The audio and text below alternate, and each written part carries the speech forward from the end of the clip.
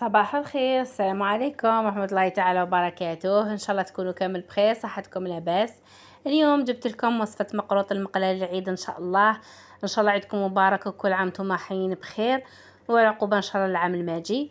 اليوم نبدا لكم المقروط المقلاة اللي هو سلطان الميدة كامل كامل كامل تحبوه ودومونديتوا لي بزاف الوصفة سهلة وما فيهاش بزاف لي زيتاب وتوجد في وقفة. انا نستعمل هذا السميد نتاع المولان، هو اللي راه مخير في المقروط، يعني على التجربة تاعي، وكل وحده واش جربت وكل وحده يديها كيفاش يحطوا. المهم انا هذا السميد الخشين نتاع مولان ندير كميه نتاع كيله. هذه الكيله نتوما كيلو بفنجان كيلو بكاس، دائما نقول لكم الكيله نتوما تحكموا فيها.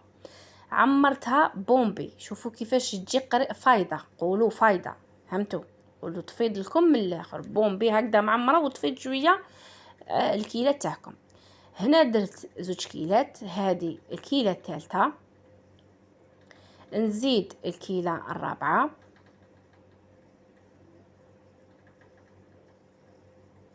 وكاين يديروه ب3 كيلات، كل واحد يدو فاش تخدم المقروطه.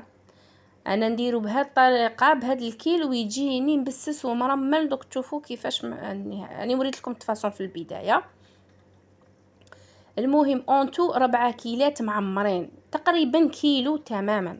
هنا اللي ما تخاف يتحللها في المقله، زيدوا له مقدار 2 معالق تاع الفارينه اونكا. انا ماشي مالفه نديرو بصح للمبتدئات اللي جامي يجربوه، يعني الوصفه التقليديه ما فيهاش الفارينه، لكن الوصفه اللي انا نعلموها ويجي ناجح وكيف كيفه كيما ديروا الفارينه ما يهمش كامل، ما يعني ما تاثرش هاد الملعقتين تاع الفارينه برك باش تساعدوا ما يتفتح لكمش. هنا زدت ملعقه تاع الملح، لازم مقدار ملعقه تاع قهوه وملعقه تاع اكل تاع السكر. هنا نخلط المكونات تاعي هكذا باش تندمج السكر مع الملح مع الفارينه مع السميد. ومن بعد نجيب الكيله نتاعي تاع ليدام. انا قلت لكم الفارينه في الوصفه الاصليه قلت لكم ما كاش، لكن احنا باش نيفيتيو اي باسكو السميد دوكا ولا خداع، ما نكذبش عليكم، دي فوا يكون شباب دي فوا يغدركم. الوغ باش تيفيتيو لي كاتاستروف هاي ليك لاستوس. هنا السمن انا ما دوبتوش بصح انا اللي مالفه به، من نتوما دوبوا السمن وخلوه دافي. كي السمن كي تخلوه دافي راح يطري لكم الحبه نتاع السميد تاعكم. انا هنا ما دوبتوش، في الحقيقه خدمته مزروبه. الوغ غير باش ندير لكم الوصفه باسكو دومونديتوها بزاف، لكن نتوما اعطوا راحتكم. هنايا كي ديروا الكيله ما تعمروهاش بزاف تاع السمن، ميم كي تذوبوها خلوها واحد 2 دوا نتاع البلاصه الزيت، يعني باش تعوضوا دوك 2 دوا بالزيت. انا هنا قلت لكم ما ذوبتوش، نتوما ذوبوه خلوه شويه دافي، ومن بعد ديروا الكيله ماشي معمره الكامل، تزيدوا ديحوا منها 2 دوا وكملوا دوك 2 دوا. فيضوها، ماشي تفيضوها تفيضه، لا بعد تحل لكم في المقله، لا جيبوا الكيله سوا بالزيت. نبدا نحك، يعني نبدا ندخل فيها داك السمن والزيت للحبيبات نتاعي تاع السميد. وهنا خذوا راحتكم، حكوا قد ما تقدروا. شوفوا انا للامانه ما خليته لا بات لا والو، لكن نتوما باش ما يعني نعطيكم الطريقه الصحيحه، ومام هذه طريقه صحيحه يعني بكل مصداقيه، مام هذه طريقه صحيحه ويجيكم المقروط لا باس عليه. تخلوه يبات، انا هنا ما خليتوش يبات، خليته واحد نصف ساعه، ما لحقتش والله ما لحقت نص ساعه. المهم حكوا مليح، هو كي تحكوا مليح ويكون سمن دافي راه يدخل لكم كامل في الحبيبات نتاع السميد. الوغ يتشرب ملي دام ويجيكم مبسس ويجي مرمل. ودوك من بعد نوري لكم كي يكون فاصوني فيه كيفاش الطريقه كيفاش تفاصونيوه وما يجيكم مرمل. هو المقروط المقلاه ما يلزملوش العجين وما يلزملوش الماء بزاف، كل حاجه فيها عبر، فهمتوني؟ وهاد لاستيس هذه تاع كي تبداو تحكوا فيه، هذه بفعل حراره اليدين هاكو راح انت شغل تعبزوا الحبة الوغ شغل تفتحوها، فهمتوا؟ فوالا، يعني هذه هي الطريقة تاع زمان اللي كانوا يديروها جداتنا ومازلنا حنايا نخدموها ونعلموا فيها. وهذه هي هنايا نخليه يرتاح، نغسل يديا بعد ما الحشوه. انا هنايا هذا الحشو تاعي كيما درت لكم في الفتره الفيديو اللي فات تاع 3 كيلات جوز مع نصف كيلو سكر مع المزهر. اللي عندكم لوز ديروا لوز، عندكم كاوكاو حبيتوا ديروه بالغرس يجي بالغرس، كل واحد على مقدوره، يعني كل قدير وقدره. هنايا نحكموا كميه من السميد اللي خليناه ريح ودرنا له ودرنا له السمن. هنا المزهر انا دائما نقول لكم المزهر هذا ماشي قاصحه، سي بور سا ما نديرلوش الماء. نبدا نشمخ، شوفوا غير بصباحتيه ما نعجنش، نلم هكا شوفوا الطريقه كيفاش راني ندير، راني نلم فيه فقط، نلم هكذا غير بصباحتيه. ومن بعد غير يبدا يتلم لي لا شفتو مخصوص مزهر هاني نزيد له، ولا ما شفتوش مخصوص مزهر انا نخليه كيما راه. فوالا انا دوكا هنا هاني نبدا نطم، نتوما وحدو حتى يتكون عندكم عجينه وحدو تتكون عجينه تقدروا ديروا بها حربوش وديروا المقروط تاعكم.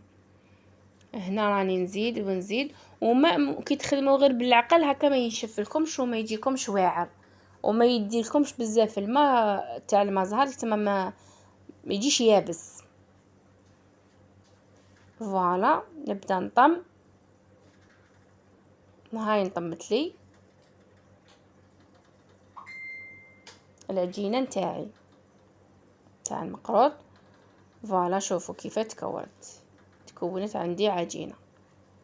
هنا ناخذ كميه، نفتح حربوش نساويه بيدي، نفتحه في الوسط ومن بعد ندير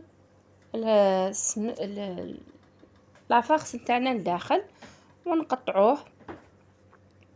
دوك نوريكم كيفاش نقطعوه. شوفوا تفتحوا غير بصباحتيكم، تعليو الاطراف هكذا، الجوانب تعليوهم باش كي تغلقوا يجيكم ساهل، يعني كي تغلقوا على الحشو راح يجيكم ساهل. فوالا تضغطوا ديروا يعني حشو مليحه، مش ديروا شويه باش تجيكم شباب ويجيكم باين. انا ما نخدمش بالغراماج في المقروط، ما نخدمش بالغرام، نخدم بالطريقه التقليديه عيني ميزاني هكذا ونغلق. وبعد نبدا نساوي فيه ونرولي باش يجينا مقبب من الفوق. خليوه دائري من الفوق، ما تخليوهش مسطح. كاين اللي المقروط يبسطوه بيدهم يجي مسطح كي اسمها كي المتقبه. لا مقروط خلوه مقبب. فوالا ساويو بيديكم ولا بالكوبات، اللي عنده كوبات يدير بالكوبات. المهم بخلولو الشكل يجي شباب بودا مدور. نجيب موس ولا كوبات، اللي عنده كوبات يدير بالكوبات، ونبدا نقسم قيس 2 دوا ولا تحكموا حبه وقيسوا بها، قطعوا حبه وقيسوا بها.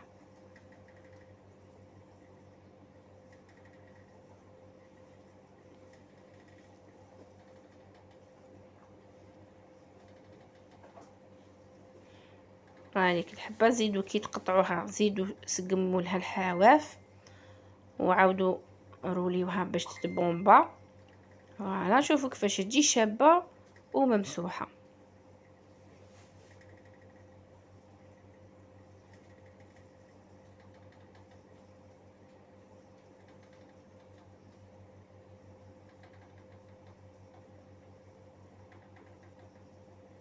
فوالا هنايا راني نقطع والزيت راني دايرتها سخنتها في المقله، وماذا بكم تخيروا مقله ثقيله اللي ما تحرقش، وعمروا مليح الزيت تاعكم لازم يغرق في الزيت ماشي يجي غير من تحت. هنا نعطيكم استيس الواحد اللي باش ما يتفتح لكمش في المقله، دخلوه داخل الماء هكذا داخله وخرجه وحطوه ديريكتومون في المقله، ما تخافوش ما يطير عليكم الزيت ما والو. المهم باش ما ينحل لكمش، بزاف يعانوا ينحل لهم المقروط في المقله. هذه استيوس هايله وانا نخدم غير بها. فوالا